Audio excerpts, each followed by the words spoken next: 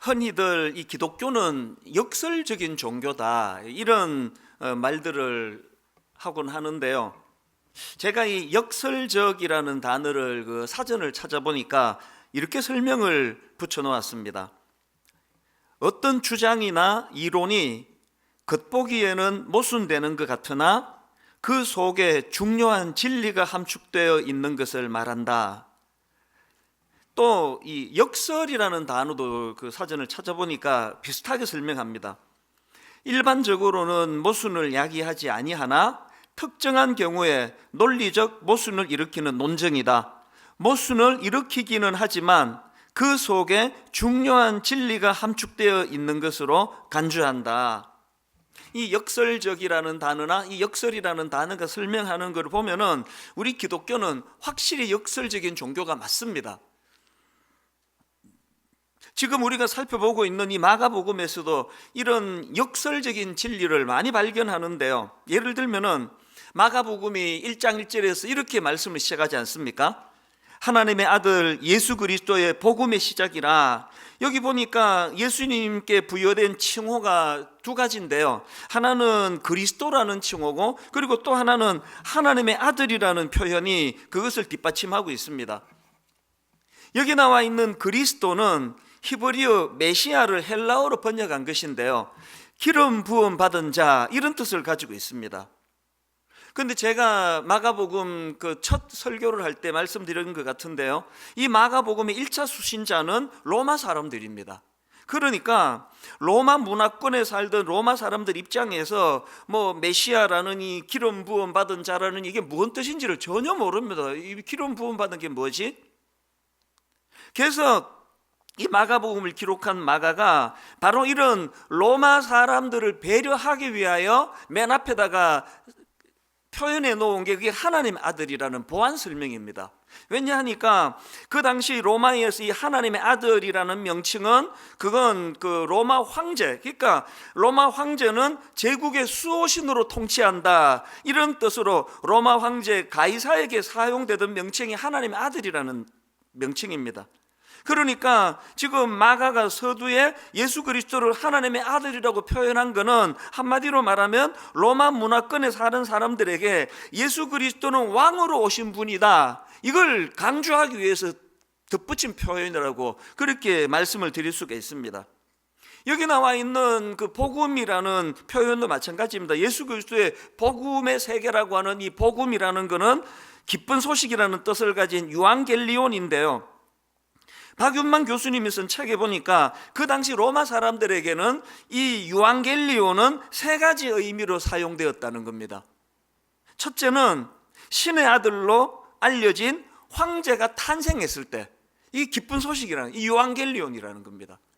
그런가 하면 두 번째로 황제의 즉위, 이 황제가 즉위하는, 우리를 다스리는 황제가 즉위하는 이 기쁜 소식이 유앙겔리온. 그런가 하면은 또 세 번째로 이 유앙겔리온이 어떤 데 쓰여지느냐, 전쟁에서의 승리의 소식을 이걸 유앙겔리온이라 그러는 겁니다. 이 세 가지 경우에 유앙겔리온이라는 단어를 사용했다고 하는데요, 이런 의미에서 이 로마서 1장 1절에서 강조되는 건 딱 하나입니다. 왕으로 오신 예수 그리스도 혹은 승리하신 예수 그리스도, 이거를 드러내기 위해서 1장 1절에서 이 선포가 일어났다는 것입니다. 이게 마가복음에서 강조하는 굉장히 중요한 포인트 중에 하나고요. 그런가 하면은 이 마가복음이 강조하는 포인트가 하나 더 있습니다. 이 마가복음의 중요한 주제는 종으로 오신 예수 그리스도. 그래서 이 마가복음의 핵심 구절을 보통 마가복음 10장 45절이다 이렇게 분석들을 합니다. 인자가 온 것은 섬김을 받으려 함이 아니라 도리어 섬기려 하고 자기 목숨을 많은 사람의 대속물로 주려 함이니라. 이렇게 마가복음은 종으로 오신 예수 그리스도를 강조하는 성경인데요, 사실 이 마가복음을 읽어보면은 전개가 엄청 빠릅니다. 속도감이 많고요, 설교하고 이런 건 별로 들어가지를 않고 사건 중심으로 굉장히 스피디하게 이것이 전개가 되는데, 왜 이렇게 속도감 있게 진행하는가 보니까 이 마가복음의 초점은 그 방향을 십자가를 향해 나아가시는 예수님에게 맞추어져 있기 때문입니다. 범죄한 인간을 죄에서 구원해 주시기 위하여 종의 종으로 오셨는데 어디까지 가시는 겁니까? 십자가의 자리까지 가시는, 희생하시는 예수 그리스도. 그래서 마가복음은 한편으로는 왕으로 오신 예수 그리스도를 강조하는가 하면은 또 다른 한편으로는 종으로 오신 예수 그리스도, 섬기러 오신 예수 그리스도, 이거를 강조하는 겁니다. 사람들 생각에 이 세상 왕이라는 그 자리는 섬김을 받는 자리인데, 아니 예수 그리스도가 왕으로 오셨다는데 또 섬기러 오셨다.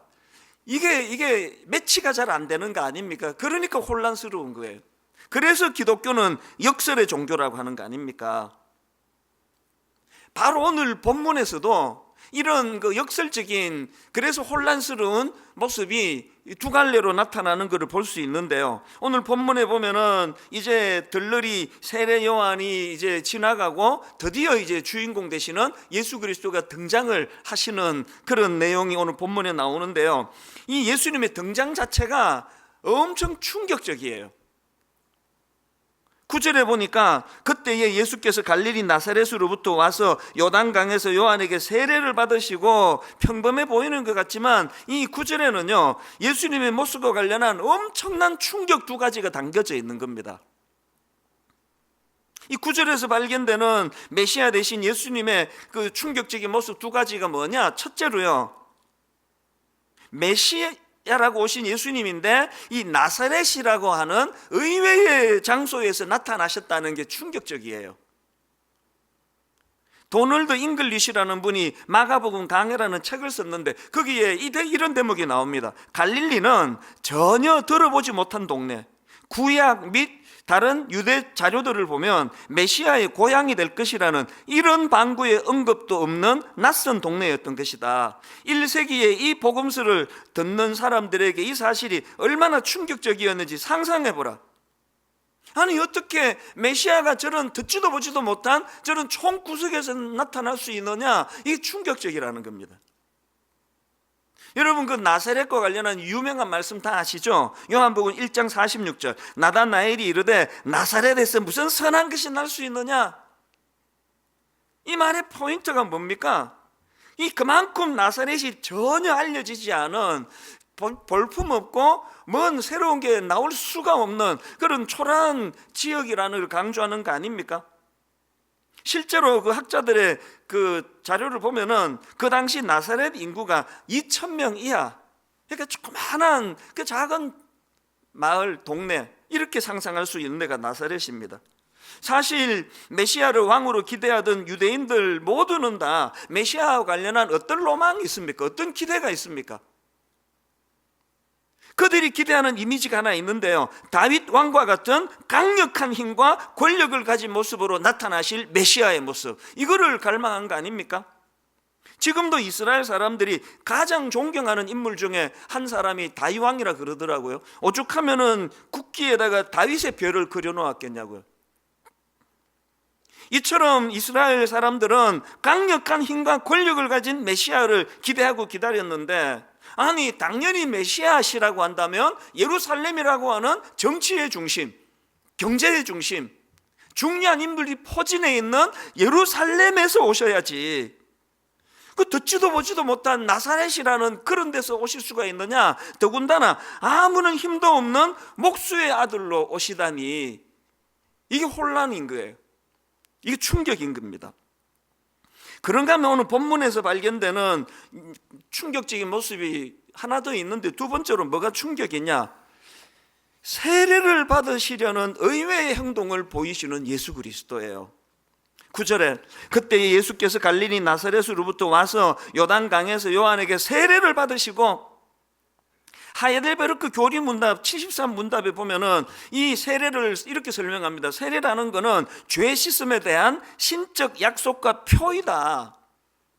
더군다나 지금 성경은 이 세례 요한의 세례의 특징을 회개의 세례라 그러지 않습니까? 4절, 세례 요한이 광야에 이르러 죄 사함을 받게 하는 회개의 세례를 전파하니,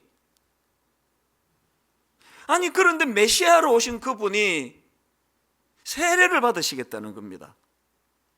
이게 뭐 엄청난 충격을 가져다 주고 혼란을 가져다 주는 그런 모습인데요. 사실 여러분, 이 왕으로 오신 예수님께서 세례받기를 자청하시는 그 모습에 엄청난 메시지가 담겨져 있는 겁니다. 군림하는 세상 왕과는 확연히 다른 행보, 군림하는 왕과는 완전히 다른 그런 길을 걸어가시는 예수 그리스도를 예고하는 거거든요. 인간 권력자들은 어떻습니까?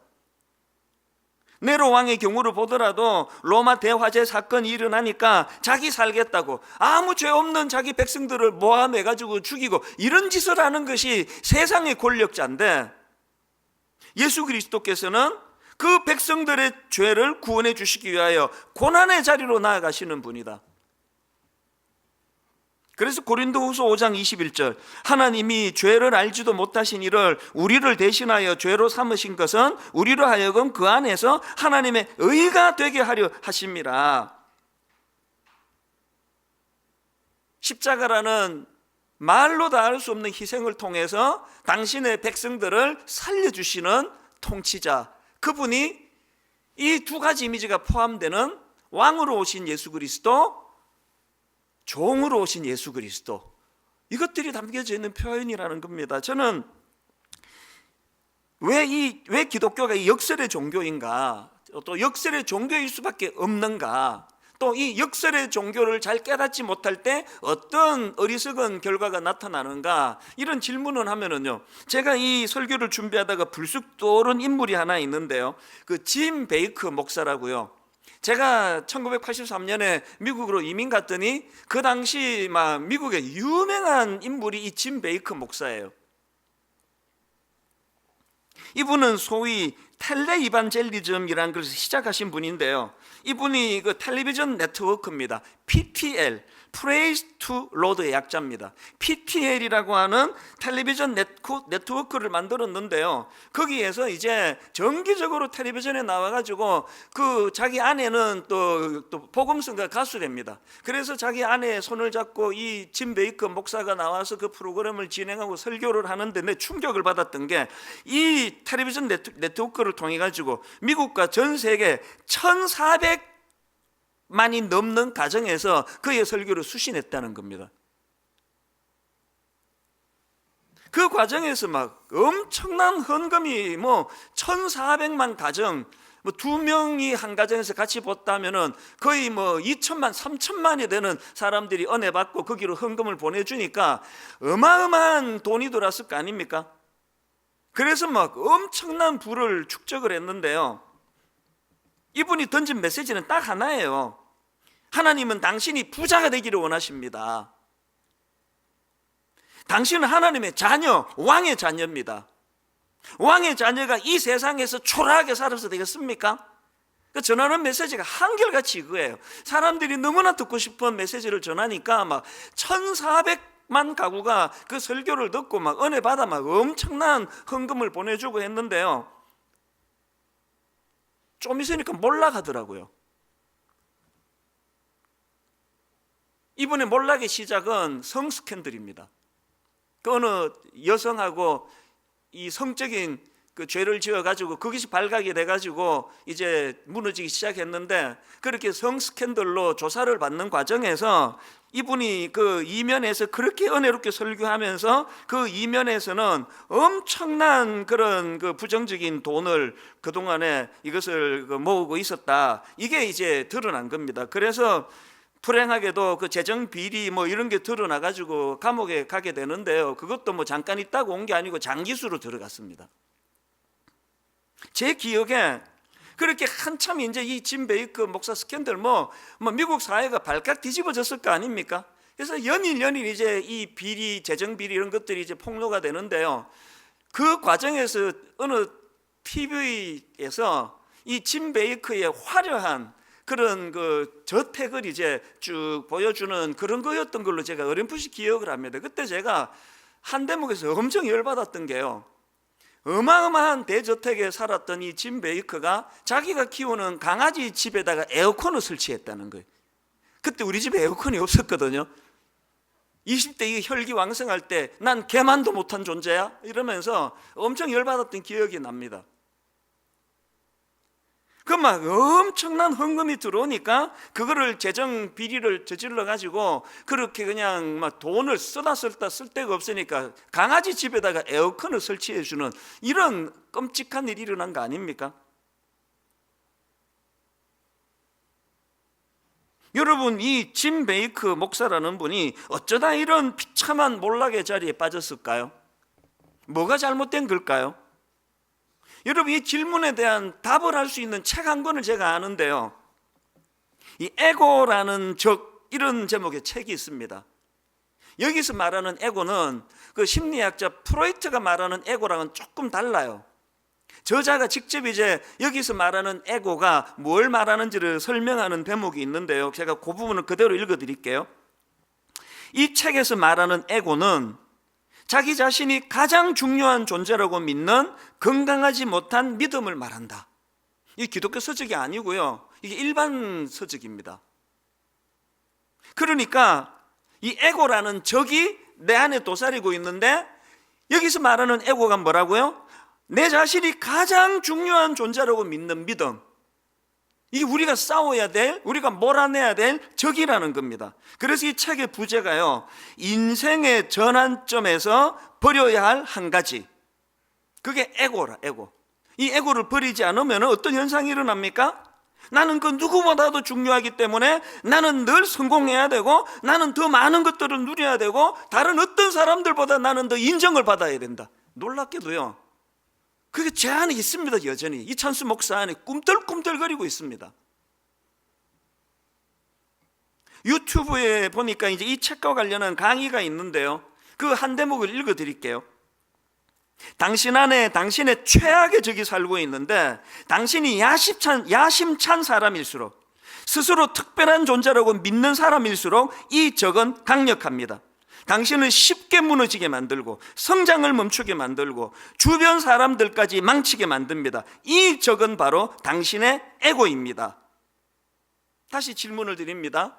그 짐 베이커라고 하는 엄청나게 유명한 그 목사가 뭐 때문에 몰락했습니까? 이 에고라는 적, 자기 안에 있는 이 에고라는 적을 간과했기 때문입니다. 그래서 그 책이 주장하는 것은 이 에고에 지배당하는 삶이 아닌 에고를 통제하는 삶을 살아야 한다. 다시요, 에고에 지배당하는 삶이 아닌 에고를 통제하는 삶을 살아야 한다. 짐 베이크 목사님의 몰락은 바로 이걸 놓쳤기 때문 아닙니까? 사실은 이런 경고의 말씀은요, 성경이 지속적으로 던져주는 경고의 메시지 아닙니까? 요한 1서 2장 16절을 보십시오. 이는 세상에 있는 모든 것이 육신의 정욕과 안욕의 정욕과 이생의 자랑이니 다 아버지께로부터 온 것이 아니요 세상으로부터 온 것이라. 여러분 안에 이 에고라는 적이 도사리고 있는지, 얼마나 암약하고 있는지를 점검하려면 성경이 말하는 육신의 정욕, 안목의 정욕, 이생의 자리, 짐 베이커 목사님이 동시에 나오는 교가 아닙니까? 가정 있는 자기 아내 손을 잡고 나와가지고 함께 찬양을 부르면서 왜 딴 여자랑 성관계를 갖는 이런 자리에 빠지느냐? 이게 자기 안에 있는 에고는 동시다발로 나오기 때문이에요. 골로새서 3장 5절, 그러므로 땅에 있는 지체를 죽이라. 곧 음란과 부정과 사욕과 악한 정욕과 탐심이니, 탐심은 우상 숭배니라. 이게 그 책에서 말하는 에고 아닙니까? 에고. 로마서 8장 13절, 너희가 육신대로 살면 반드시 죽을 것이로되 영으로서 몸의 행실을 죽이면 살리니 무릇 하나님의 영으로 인도함을 받는 사람은 곧 하나님의 아들이라. 이런 성경 말씀들이 전부 에고에 지배당하는 삶이 아니라 에고를 통제하는 삶을 살아야 된다는 그 말씀 아닙니까? 이 경고를 무시하면 저부터가, 여러분 모두가 다 짐 베이커가 걸어갔던 수치와 부끄러움의 비참한 자리에 빠질 수 없다는 걸 오늘 우리가 인식을 깊이 하셔야 된다는 겁니다. 저는 몽테규가 그 천장 덜보에 새겨놓았다는 글귀 하나, 제가 이 책에서 발견한 걸로 지금 기억이 나는데 메모를 안 해서 정확하게 이거 어디서 내가 이거를 보게 됐지? 그 책인 것 같아요. 몽테뉴가 천장 덜보에다 새겨놓은 글귀 하나, 너무나 중요해서 화면으로도 좀 부탁을 드렸습니다. 이런 글귀입니다. 네가 그토록 자랑스러워하는 것이 마침내 너를 파멸로 이끌 것이다. 네가 그토록 자랑스러워하는 것이 마침내 너를 파멸로 이끌 것이다. 여러분 지금 뭘 자랑하고 계세요? 주님 안에서가 아닌 내 이 자아에 의해서, 내 에고에 의해서 지금 자랑하고 있는 세상적인 그 무엇이 있습니까? 마침내 그것이 너를 파멸로 이끌 것이다. 그래서 저는 이 몽테뉴의 이 글귀를 마음으로 묵상을 하면서 로마서 6장 6절 한번 보십시오. 현대인의 성경입니다. 우리의 옛 자아가 그리스도와 함께 십자가에 못 박힌 것은 죄에 매인 육체를 죽여서 다시는 죄의 종이 되지 않게 하려는 것인 줄 압니다. 이 말씀이 우리에게 경고하는 말씀이 뭔지 아시겠죠? 우리는 늘 이 에고라는 적, 성경으로 말하면 이 옛 자아라고 하는 이 적을 늘 우리가 이것과 싸워야. 요즘에 이 코로나 바이러스 문제로만 온 나라가 지금 두려움에 빠져 있는데, 그 과정에서 신천지라고 하는 단체가 지금 이슈의 핵심으로 떠오르고 있지 않습니까? 그래서 여러 매체에서 또 신문에, 또 뉴스에, 텔레비전에 지금 이 신천지와 관련된 기사들이 이제 속출을 하게 되면 엄청 많이 나오고 있는데요. 저는 지난주에 이 신천지와 관련된 기사 2개를 읽고 각각 다른 내용의 기사인데요. 이것이 한 주일 동안 얼마나 저에게 깊은 묵상을 가져다 준지 모릅니다. 2 기사 중에 한 기사는 신천지를 한마디로 말해서 딱 이렇게 묘사하더라고요. 욕망 자극, 상징투성이.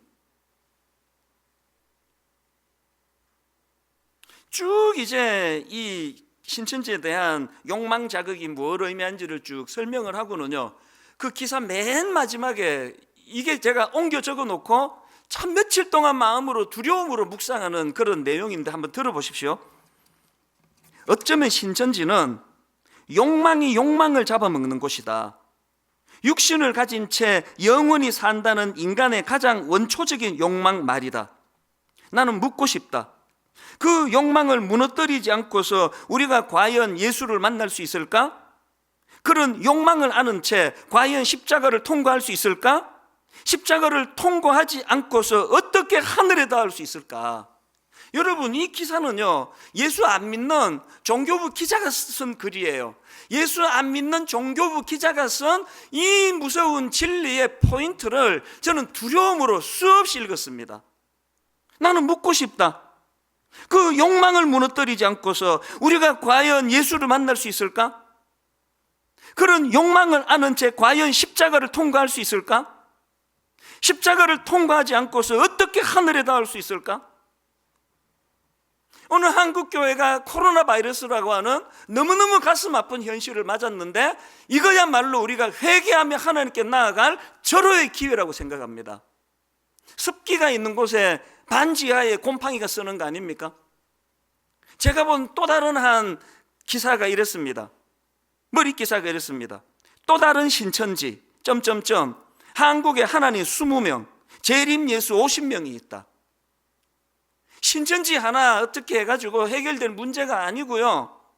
그래서 저는 2가지 당부를 드립니다. 첫째가 뭐냐? 여러분, 신천지에 속아 넘어간 분들 정죄하지 마시기를 바랍니다. 이분들도 피해자들이에요. 잘 믿어보려고 했기 때문에 이런데 미혹하게 넘어간 거 아닙니까?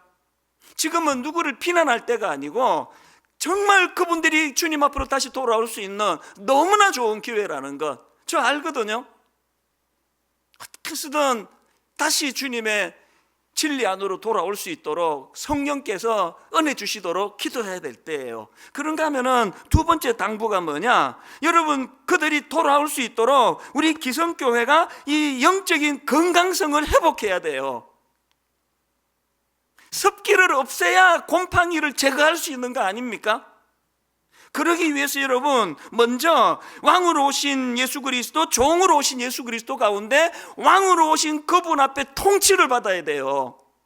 세상 가치관이, 이 에고가 우리를 장악하고 있는 시대이기 때문에 왕으로 오신 예수 그리스도, 주님 우리를 다스려 주시기를 원합니다. 주님 통치권 안에 들어가기를 원합니다. 여러분, 왕으로 오신 그분의 다스림을 받지 않고는 우리 힘으로는 내 안에 있는 에고라는 적을 물리칠 수 없습니다. 조금 전에 고백했잖아요. 목사인 제 안에서 꿈틀꿈틀거리는 게 에고예요. 여전히 더 주목받고 싶고, 여전히 교회도 키우고 싶고, 매주마다 성도님들에게 어떻게 해서든지 간에 헌금 많이 나오는 주간이 되게 만들고 싶고, 그 본능이 제 안에 꿈틀꿈틀거리고 있는 걸 부인할 수가 없습니다. 그렇기 때문에 어떻게 해야 된다고요? 세상 왕 가이사의 영향을 받는 것이 아니라, 악한 왕 로마의 네로의 영향을 받는 것이 아니라, 왕으로 오신 예수 그리스도, 그분의 다스림을 받아야 돼요. 그분의 영역으로 들어가야 돼요. 그분의 영역으로 들어가야, 그래야 왕으로 오신 예수 그리스도의 다스림을 받아야 종으로 오신 그분의 섬김을 우리도 따를 수가 있습니다.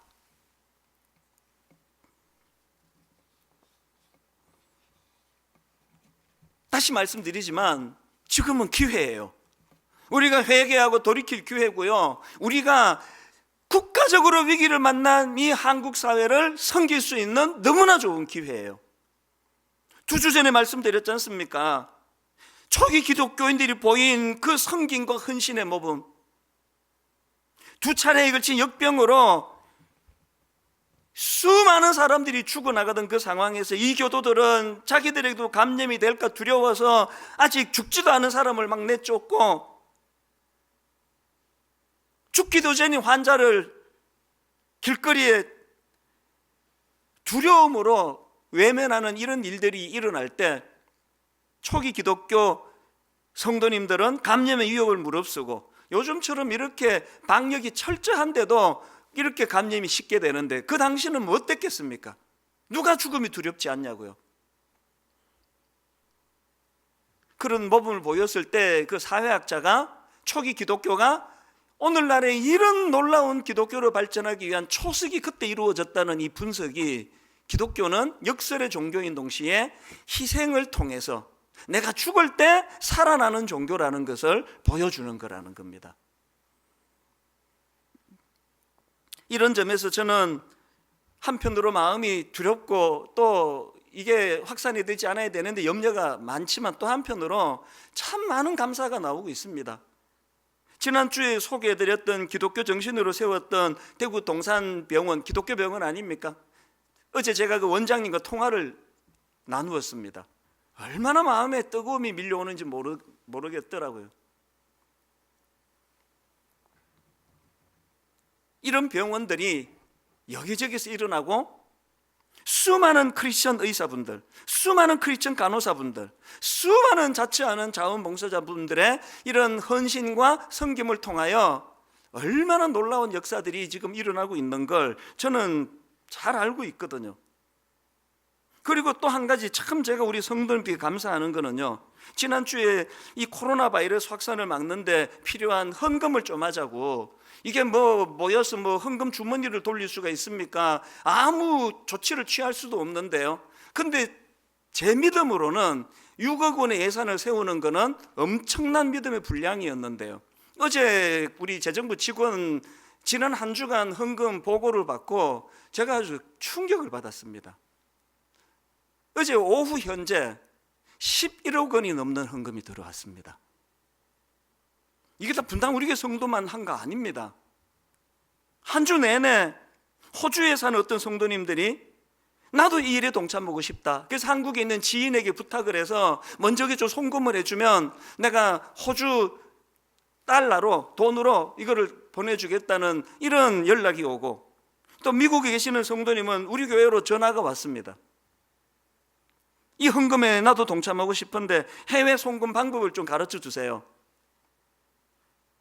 시골에서, 서울에서, 곳곳에서 어떤 분은 정성을 다한 그런 조그마한 헌금으로부터 어떤 분은 1억 원이라고 하는 깜짝 놀랄 헌금에 이르기까지, 이것들이 십시일반 돼가지고 11억 원이 모아졌습니다. 그래서 어제 급하게 우리 당의 장로님들과 상의하면서 이제 이 코로나 바이러스 후원금을 15억으로 늘렸습니다. 저는 몸으로 그렇게 헌신하고 봉사하는 수많은 그리스도인들이 있는가 하면은 이렇게 정성을 다해 누가 돈이 아깝지 않습니까? 누가 자기 땀의 결정체, 그 눈물의 결정체, 수고의 결정체, 돈이 아깝지 않은 사람이 누가 있냐고요. 왕으로 오신, 그러면서 종으로 섬기시는 예수 그리스도의 다스림 안에 있으니까 이런 헌신이 나올 수 있는 거 아닙니까? 저는 이번 한 주간에도 계속 촉구합니다. 아시지만 저는 헌금을 강조하는 목사 아니에요. 그러나 이거 강조하고 싶습니다. 아니요, 강요하고 싶습니다. 힘을 모아가지고 하나님, 우리가 할 수 있는 것들을 가지고 어려움을 만난 이 시대와 이 민족을, 이 나라를 섬기는데 쓰임 받고 싶습니다. 결론을 맺습니다. 오늘 설교 제목이 욕망을 이기게 하는 힘, 이런 제목을 잡아봤는데요. 여러분, 욕망을 이기게 하는 힘은 종으로 오신 예수 그리스도를 의지하는 데서부터 나오는 겁니다. 제가 아까 마가복음의 핵심 구절이 마가복음 10장 45절이라 말씀드렸는데요, 이 말씀이 그 앞에 어떤 배경으로 이 말씀이 선포되는가 한번 보십시오. 마가복음 10장 43절부터 보십시오. 너희 중에는 그렇지 않을지니 너희 중에 누구든지 크고자 하는 자는 너희를 섬기는 자가 되고 너희 중에 누구든지 어뜸이 되고자 하는 자는 모든 사람의 종이 되어야 하리라. 그리고 나오는 것이 마가복음의 핵심 구절입니다. 45절. 인자가 온 것은 섬김을 받으려 함이 아니라 도리어 섬기려 하고 자기 목숨을 많은 사람의 대속물로 주려 함이니라. 여러분, 이게 제자도예요. 복음은 믿는 우리들에게 윤리를 강조하지 않습니다. 복음은 믿는 우리들에게 주님이 걸어가신 그 길, 주님이 본을 보여주신 그 길을 따라가기를 원하십니다. 이게 제자도예요. 결론을 맺으면서는 두 가지 부탁을 드립니다. 먼저 분당 우리 성도님들한테 부탁합니다. 이번 한 주간 여러분, 지난 2주 동안에 설교했던 1만 성도 파송 운동의 정신 1, 1만 성도 파송 운동의 정신 2, 이 두 편의 시리즈 설교를 찬찬히 다시 한번 들어보셔야 됩니다. 그래야 1만 성도 파송 운동의 정신을 우리가 파악하고 이해하게 될 수 있다고 생각합니다. 그런가 하면 두 번째 당부가 있다면, 지금 21일 기도회가 은혜롭게 진행이 되고 있거든요. 지난 주간에 여건이 안 돼가지고 참여를 못하신 분 괜찮습니다. 오늘부터 하세요. 이 예배가 끝나면서 바로 하시기 바랍니다. 느헤미야라고 하는 인물을 통하여 민족이 위기를 당할 때 어떤 자세와 어떤 능력을 가지고 임해야 되는지를 우리 21일 동안, 그래서 예배당에 와서 예배를 못 드리는 것이 신앙의 후퇴가 되고 변질의 출발이 되는 것이 아니라 오히려 영적으로 충만한,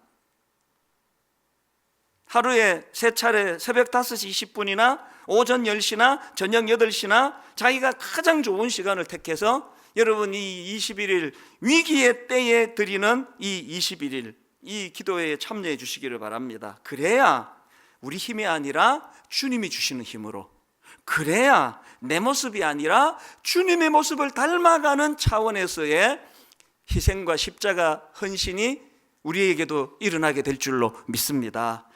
오늘 이런 내용들을 총 정리하는 찬양을 하나 부르고 싶은데요, 내 마음에 주를 향한 사랑이 나의 말엔 주가 주신 진리로 나의 눈에 주의 눈물 채워주소서. 수십 번 더 불렀던 찬양이지만 코로나 바이러스로 말미암아 온 나라가 어려움에 빠진 이 시점에 부르는 찬양은 각별한 그런 애틋한 마음을 가져다 주는 것 같습니다. 우리 가사를 생각하시고 오늘 말씀을 기억하시면서 우리 이 찬양 같이 전심으로 하나님께 불러드립니다. 내 마음에 주를 향한 사랑이, 내 마음에 주를 향한 사랑이, 나의 말엔 주가 주신 진리로,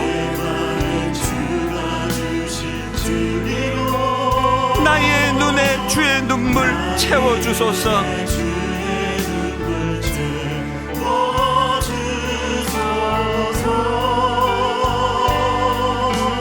내 입술에 찬양의 향기가,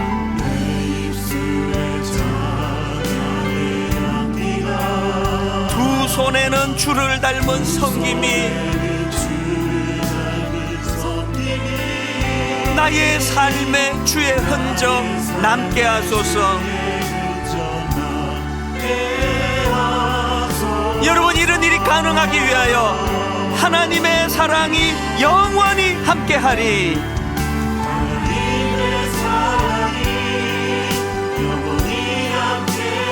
십자가의 길을 걷는 자에게,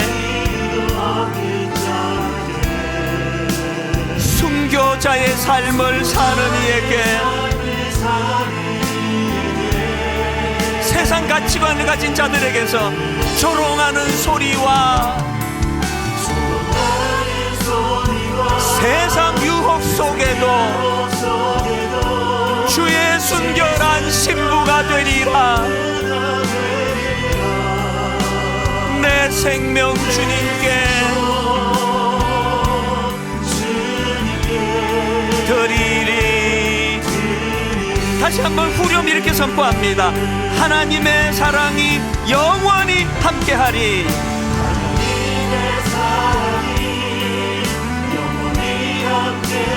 십자가의 길을 걷는 자에게, 순교자의 삶을 사는 이에게, 세상 가치관을 따라 사는 자들에게 받는 조롱하는 소리와 세상 유혹 속에도 주의 순결한 신부가 되리라. 내 생명 주님께 드리리.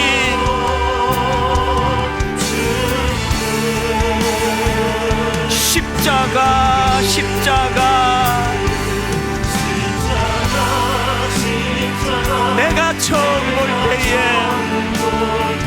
나의 마음의 큰 고통 사라져. 오늘 믿고서 내 눈 빨갛네. 참 내 기쁨 영원하도다.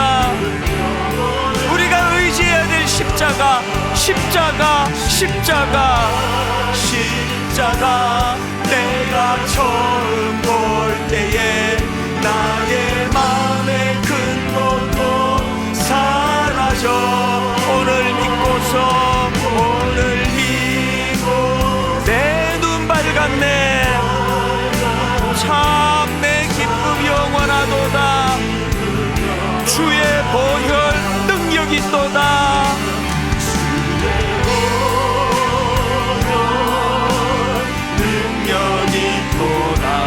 주의 피 믿으오, 믿으오.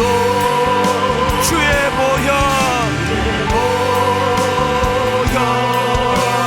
그 어린 양의 내우리.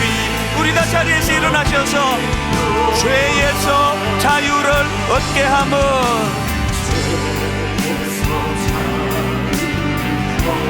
십자가 보혈의 능력, 주의 보혈.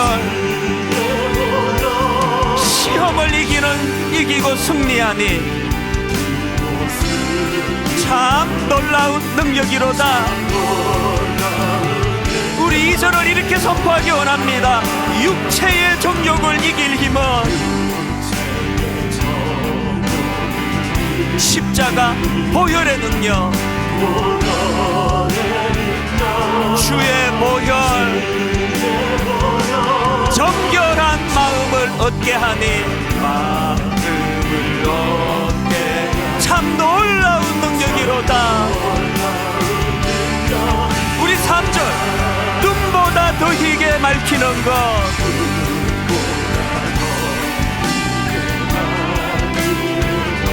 보혈의 능력, 주의 보혈. 부정한 모든 것 밝히시니 참 놀라운 능력이로다. 이 모든 것을 가능하게 하는 십자가의 능력, 주의 보혈 능력이 있도다. 보혈 능력이 있도다. 주의 피 믿으오, 믿으오. 주의 보혈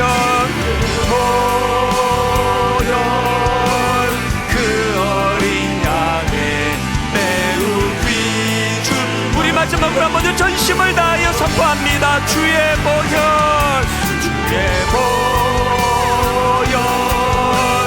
능력이 있도다. 주의 피 믿으오, 믿으오. 주의 보혈, 주의 보혈, 그 어린 양의 매우 귀중한 피로다. 오늘 주신 말씀 붙들고 기도하기 원합니다. 주님, 내 안에 싸워야 될 에고라는 적이 있습니다. 내가 가장 소중한 사람이라고 부추기는 그 에고라는 적, 옛자와의 싸움을 아버지 오늘부터 다시 한번 힘을 얻어 싸워 나가기를 원합니다. 하나님, 그런가 하면은 어려움을 당한 우리 나라를 위해 기도할 때 하나님 앞에 우리가 믿는 우리가 해야 할 일들을 피하지 않고 감당하기를 원합니다. 두 가지 제목을 가지고 우리 한번 합심해서 같이 한 목소리로 같이 기도하시겠습니다. 살아계신 하나님 아버지, 오늘도 저희를 향하여 은혜로 인도해 주는 주님 감사합니다. 웬 은혜입니까? 하나님 아버지, 비록 예배당에 나와 함께 예배드리지 못한다 할지라도, 비록 하나님 우리 공동체적으로 함께 기뻐 예배를 드리지는 못한다 할지라도, 각 가정에서 아버지 주어진 그 자리에서 그것이 바로 예배의 처소가 될 수 있도록 하나님 아버지 은혜로 인도해 주시니 감사합니다. 하나님, 내 안에 도사리고 있는 에고라는 적과 싸우기를 원합니다. 에고에게 끌려다니는 인생이 되지 않기를 원합니다. 에고를 지배하고 다스리기를 원합니다. 옛자와 싸우기를 멈추지 않게 하여 주시옵소서. 하나님 아버지, 오늘도 그 은혜를 사모하며 예배하는 신실한 성도님들의 눈물의 기도로 말미암아 하나님 아버지, 코로나 바이러스 확산을 막아주시고 아버지, 그 끔찍한 일들이 더 이상 발생되지 않도록 주님 간섭하여 주시옵소서. 오늘도 이 일을 위하여 헌신하는 수많은 우리 의사분들, 간호사분들, 봉사자분들, 이 모양 저 모양으로 주님 앞에 어머로 양으로 헌신하며 헌금하며 이 일을 위하여 마음을 쓰는 모든 헌신자들의 열정이 모아져서 거기 하나님의 역사가, 하나님의 능력이 나타나는 도구가 되게 하여 주시옵소서.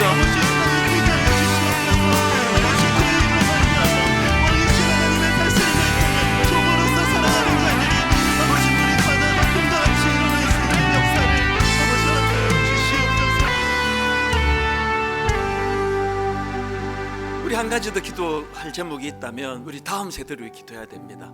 지금 우리 어린 꼬맹이들, 우리 어린 주일학교, 우리 청소년, 우리 대학생들, 우리 청년들이 이제 교회에 주일날 나가지 않고 이것이 그 아이들에게 영적 침체를 가져오지 않도록 오히려 부모님과 가정에서 함께 예배를 드리는 그것이 능력이 되어서 그 아이들 마음속에 불일 듯 뜨거운 마음을 허락해 주셔서 영적으로 충만한 기회로 삼게 해달라고 우리 가정의 자녀들과 우리 다음 세대 이름 불러가며 한 번 더 통성으로 기도하고 예배를 마무리하도록 하겠습니다. 같이 기도하시겠습니다.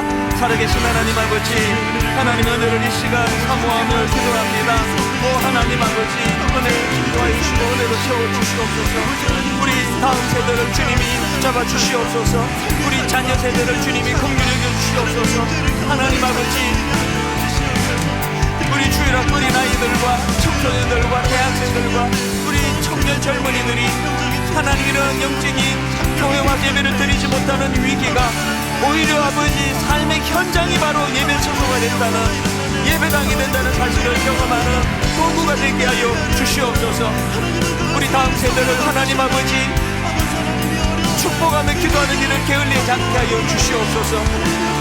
오늘 곳곳에서 우리 젊은이들이, 대학생들이, 청소년들이, 우리 어린 자녀들이 예배를 드리는 그 자리마다 성령님 함께하여 주시고 만져주시고 그들 어루만져 주시고 인도하여 주시옵소서. 오늘 내린 이 예배의 능력이 이번 한 주를 거뜬히 살아내고도 남는 능력의 예배가 되게 하여 주시옵소서.